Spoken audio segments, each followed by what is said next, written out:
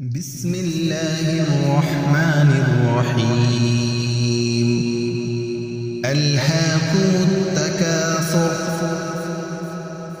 حتى زرتم المقابر كلا سوف تعلمون ثم كلا سوف تعلمون كلا لو تعلمون علم اليقين لترون الجحيم ثم لترونها عين اليقين ثم لتسألن